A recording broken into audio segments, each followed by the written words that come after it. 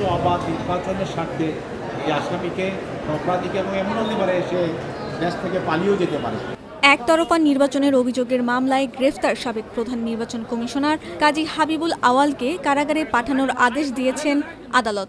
Fascist হাসিনার সঙ্গে যে ষড়যন্ত্র করেছেন হাসিনাকে ক্ষমতা রাখার জন্য, সেই অপরাধমূলক ষড়যন্ত্রের সঙ্গে উনি জড়িত এবং তিনি নির্বাচনের যে বিষয়গুলো যেটা মিথ্যা বিবৃতি উনি দিয়েছেন এবং মিথ্যা রেজাল্ট তিনি প্রকাশ করেছেন এবং তিনি নির্বাচনের রেজাল্ট নিয়ে বিচারিতা করেছেন।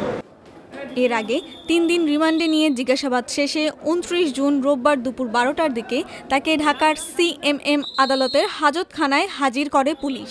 দুপুর 2:30টার পর কাজী হাবিবুল আওয়ালের 2 হাত পিছনে নিয়ে পরিয়ে দেওয়া হয় হাতকড়া, মাথায় পরানো হয় পুলিশের হেলমেট। পরে হাজতখানা থেকে মাথা নিচু করে সামনের দিকে হাঁটতে থাকেন কাজী হাবিবুল আওয়াল। কাজী হাবিবুল আওয়ালের আইনজীবী তাপস চন্দ্র দাস আদালতকে বলেন, কাজী হাবিবুল আওয়াল একজন সিনিয়র সিটিজেন, তিনি অসুস্থ, তিনি কোনো ধরনের অপরাধমূলক কার্যক্রমের সঙ্গে জড়িত নন।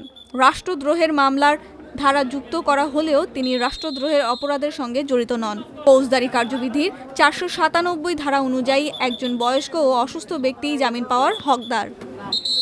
অবশ্য তার জামিনের বিষয়ে বিরোধিতা করে আদালতে বক্তব্য রাখেন ঢাকা মহানগর দায়রা জজ আদালতের প্রধান পিপি। জনগণের সঙ্গে তিনি প্রত্যাখ্যান করছেন এবং এখানে আমরা বলছি যে জামিনযোগ্য ধারাও আছে, তার ভিত্তিতে সব কিছু মিলিয়ে এখন কিছু জামিনে মুক্তি পায়।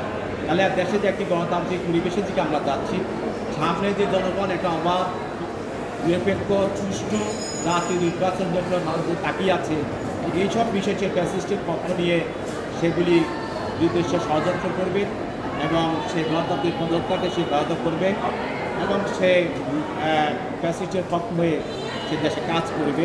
সেই জন্য এই মুহূর্তে গণতন্ত্রের স্বার্থে, জনগণের স্বার্থে, সুষ্ঠু অবাধ নির্বাচনের স্বার্থে এই আসামিকে অপরাধীকে এবং এমন হতে পারে সে দেশ থেকে পালিয়েও যেতে পারে।